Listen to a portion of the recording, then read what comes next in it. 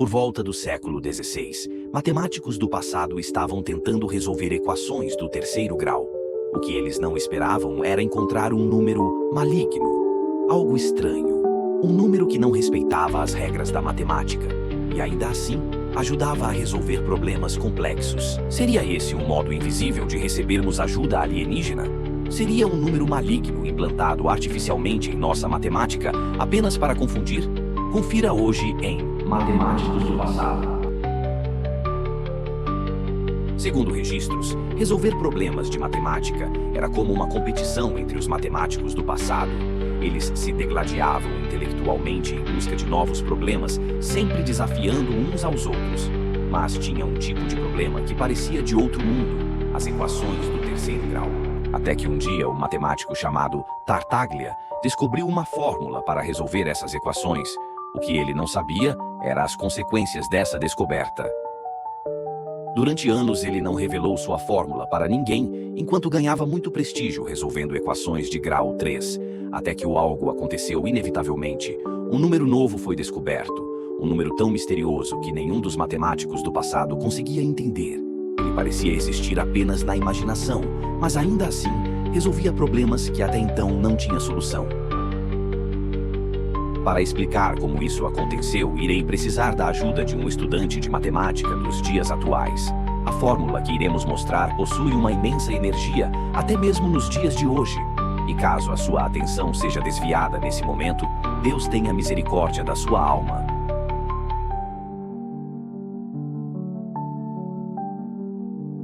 Quando essa fórmula começou a ser conhecida e usada, alguém tentou resolver a equação x3 menos 15x igual a 4, que está nessa fórmula, não tem o termo de grau 2. Quando você aplica a fórmula, você cai numa expressão desse tipo: x igual a raiz cúbica de 2 mais raiz quadrada de menos 121, mais raiz cúbica de 2 menos raiz quadrada de menos 121, que não existe, porque não tem raiz quadrada de menos 121. Essa era o ponto que os matemáticos chegavam. A fórmula caiu numa situação impossível. Assim como às vezes a gente vai resolver a equação do segundo grau e cai numa equação que tem um delta negativo e a gente não consegue resolver a equação porque o delta negativo não tem raiz quadrada do delta. Mas acontece que essa equação tinha solução. X igual a 4 é uma solução. E ficou todo mundo intrigado. Não tinha nenhum erro na dedução do Tartaglia, a fórmula estava correta, a equação tinha uma solução, x igual a 4, e a fórmula levava a uma coisa impossível. Como pode a fórmula estar certa e ao mesmo tempo permitir que um problema com solução óbvia não tenha solução? Como será que os matemáticos do passado saíram dessa emboscada matemática?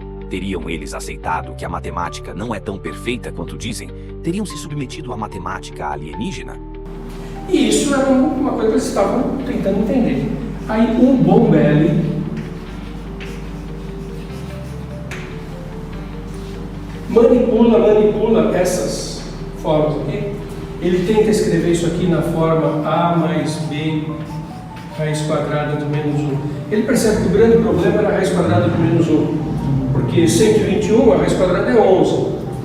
Se existisse raiz quadrada de menos 1, eu diria que isso era 11 raiz quadrada de menos 1. Mas que isso não existe, esse que é o problema. Né? E ele, ao tentar colocar estes números nessa forma, a mais b raiz quadrada de menos 1, ele descobre que esse número aqui também podia ser escrito como 2 mais raiz de menos 1 mais 2 menos raiz de menos 1. E isso foi muito intrigante, porque olha só, o raiz de menos 1 não existe. Então a fórmula do Tartaglia está dando uma impossibilidade. Mas caramba, o raiz de menos 1 existe. Mas aqui é mais e aqui é menos raiz de menos 1. Se eu pegar esse raiz de menos 1 que não existe e cancelar com esse raiz de menos 1 que não existe, porque 1 é mais e 1 é menos, sobra 2 mais 2, 4, e 4 é uma solução real dessa equação. Quer dizer, que coisa mais exótica. Eu manipulando coisas que não existem como se elas existissem, eu obtenho a raiz da equação que existe. Isso deu um nó na cabeça das pessoas.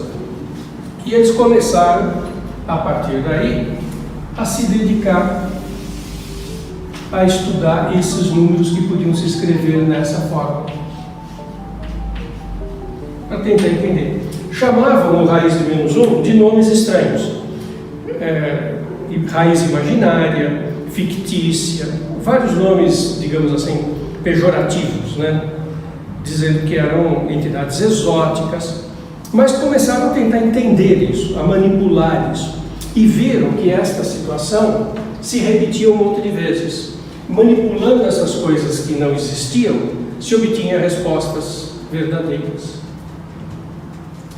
O passo seguinte foi, para simplificar a notação, eu vou escrever no lugar de raiz de menos 1, vou trocar e vou colocar um outro símbolo, que seria mais fácil de escrever, colocar o símbolo I, de imaginário, porque isso não existe mesmo, né? E aí passaram a tentar entender o que seria isso aqui, os números da forma A mais B. Veja só, o I ganhou um símbolo, o raiz de menos 1, que não existe, ganhou um símbolo, I, ganhou um nome, unidade imaginária. Esses números ganharam um nome, números complexos. Suas propriedades foram estudadas e eles resolviam problemas reais. Chegou uma hora que as pessoas olham e falam, bom, vamos aceitar esses números. Que número é esse que nem mesmo os matemáticos do passado conseguem compreender direito? Um número cuja existência era duvidosa, mas ao mesmo tempo resolvia problemas complexos. Tal número não podia ser encontrado na reta numérica, mas ainda assim era impossível negar a sua existência. A aceitação dos números complexos veio com dois grandes nomes, Gauss, o Gauss famoso, e um cara chamado Argand, que perceberam isso, é assunto para um outro vídeo, que a verdadeira natureza dos números complexos era uma natureza bidimensional, que eles tinham que ser pensados no plano. E isso deu sentido para essa pergunta, quanto vale o I.